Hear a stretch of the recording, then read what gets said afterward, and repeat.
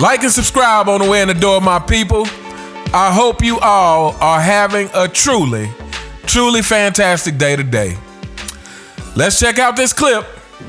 Besides my family and my friends in my city, and then some people in my city as well, because we even know some of them people.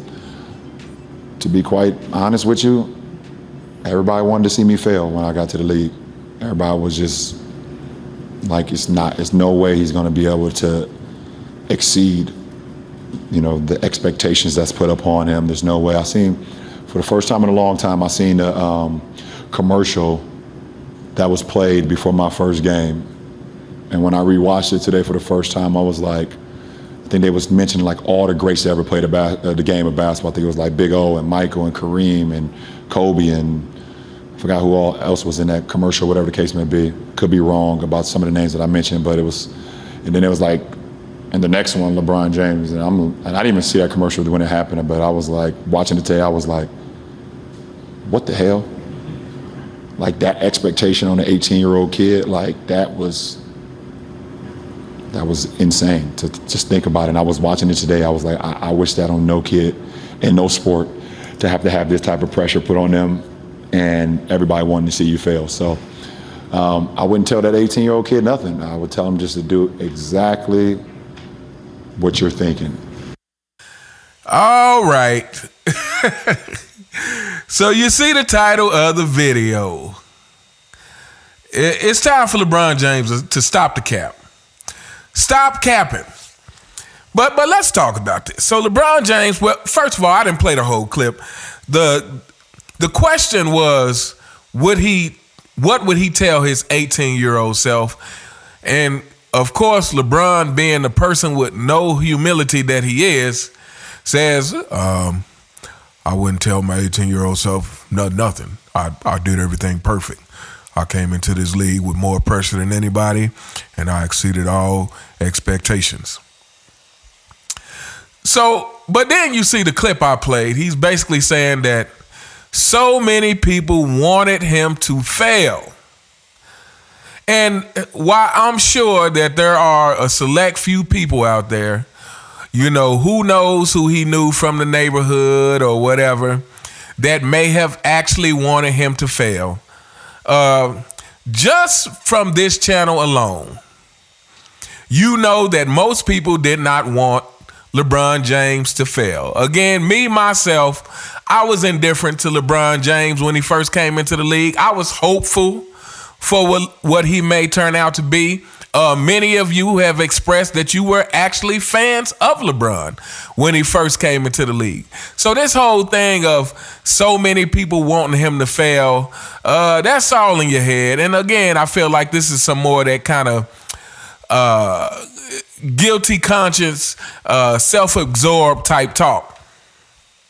But let's talk about this pressure again that him and Clutch Sports keeps reiterating as often as they can, and just like you fanboys, members of the CFL, talk about this as often as they can, the pressure. And I feel like I've mentioned this in a few videos lately, but pressure is perspective. What is your perspective about the situation? How are you perceiving the situation that you're in? And here's one of the great things about Michael Jordan. Michael Jordan always talked about turning a negative into a positive. So again, like I said, I've said this in a couple of videos now. Michael Jordan talked about the Cleveland series where he hit the shot, and how the fact that everyone thought they were going to fail took all the pressure off. Now, he didn't have to think of it that way, but that is the way he thought of it. And what did that do? He said it took the pressure off because, well, if they did bad, then they did what everybody expected. So basically, it's nowhere to go but up in Michael Jordan's mind. So that's the first thing. Is pressure is perspective. So, and again, LeBron James says this, but I can pull out countless clips, and I will do this at some point, of LeBron James saying, "It's no pressure. It's no pressure. I'm great at everything. I never get stressed. I never get nervous. I am always making the precise right play every game, and you all should be thankful that I'm in the NBA right now. You're going to miss me when I'm gone. This is LeBron James. Never can admit anything unless it benefits him to admit it. So now he's talking about the pressure so that it makes him look better for what he accomplished. So let's talk about this hating thing. You know, the word you fanboys love to throw around. Let's talk about this hating thing. First of all, most people throw that word around and actually use it anytime they need to dismiss someone's opinion. Anytime you fanboys need to dismiss someone's opinion, that's how you do it. Oh, he's just hating. Let me tell you what's not hating. Let's say you have a friend and you guys are in a park and you see a 12-foot basketball goal. And your friend says, hey, you think I can dunk that? And you say, nah, I don't think you can dunk that, man. That's high. That is not hating, people. That is saying, hey, look, I just don't think you can do it, and that is not hating. Hating is hoping that you can't do it. It's hoping that you won't do it. It's hoping that you will actually fail. Most people are not hating on you. Just because someone doubts you is not hating on you. Just because someone criticizes you is not hating on you. Now, yes, you may say to your friend, hey, I wish you would believe in me, and that's a topic for a different discussion. But it is not hating. He is saying, hey, I've seen how high you can jump. That is a 12-foot goal. I do not think you can do it. So with LeBron James coming into the league with everything that they said he was going to be, I don't understand why this is hard for LeBron James and you fanboys to understand. It's like, you have to prove that. What do you think you're going to come into the league and just automatically everybody's going to be like, oh, well, yes, he's the greatest 18-year-old we've ever seen. He's better than everyone who ever played the game. Like, did you think you was going to come into the league and everybody is just going to automatically bow down and you're just going to get everything that you ever wanted in the league without having to put in some work, which the NBA did their best to do that for you? And again, this is the difference between Michael Jordan coming into the league with the attitude that I have to prove myself.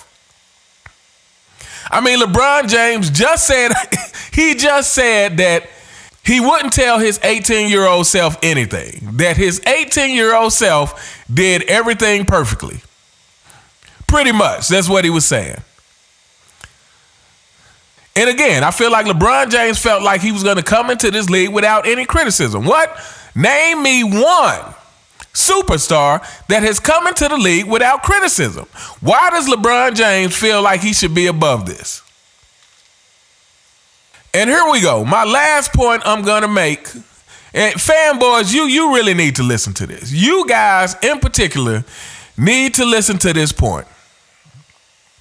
We live in a world today where everyone is so entitled that they believe that they should be able to do whatever they want without any consequences. They believe they should be able to act however they want and people just accept that action. Let me tell you what you cannot do. You cannot call yourself the GOAT and think people aren't going to push back on that. You cannot walk around crowning yourself and think people aren't going to push back on that. You cannot walk around entering places with GOATs and think people are not going to push back on that. You cannot go on the ESPYs and have your wife introduce you as the GOAT, respectfully, she says, and think people are not going to push back on that. You cannot get on a microphone and talk about how much you've done for the game of basketball and think people are not going to push back on that. You cannot come into the league, leave the team that you supposedly hold so near and dear to your heart, Cleveland, and go join a super team to win your 2 championships and think people are not going to push back on that. You can't go to Miami and say not 1, not 2, not 3, not 4, not 5, not 6, not 7, and only deliver 2, and then leave the moment things get rocky and go back to Cleveland and think people are not going to push back on that. You can't come back in 2016 and win that championship and constantly give all yourself the glory without mentioning Kyrie Irving and think people are not going to push back on that. You can't win in 2020, the worthless Disney bubble ring where you got to get like 5 months of rest or something right in the middle of the season and think people are not going to push back on that. Not to mention AD hit one of the biggest shots of the series. You cannot do whatever you want to do with no pushback. Why does LeBron James and his legion of fanboys think this is the case? Somebody explain that to me. Why does LeBron James think that he should be able to do whatever he wants to do and get no pushback? And let me tell you something, fanboys. All those things I just named, especially him calling himself the GOAT and showing up with GOATs and crowning himself and all that stuff, that is not a display of confidence. Again, that is a huge display of insecurity and the need to try to praise yourself because you're not getting the kind of praise from people that you want, while simultaneously sabotaging that very praise that you want because people are looking at this and like, what is this guy doing? Anyway, we are going to hold up here. Let me know what you guys think in the comments. What did you think of that clip of LeBron James saying that so many people wanted poor LeBron James to fail? They just hoped that he would not become the GOAT. They just hoped that this 18-year-old kid would not live up to the expectations. Do you really think LeBron James had that many people wanting him to fail, or do you think this is just another narrative from LeBron James to try to prop himself up? Again, like I said, I can pull out several clips of LeBron James saying there was no pressure. So LeBron James, which one is it? Was it pressure, or was it only pressure when you need to use that narrative to prop yourself up? Let me know what you guys think in the comments. You all have a truly fantastic day, and I'll see you next time. All right.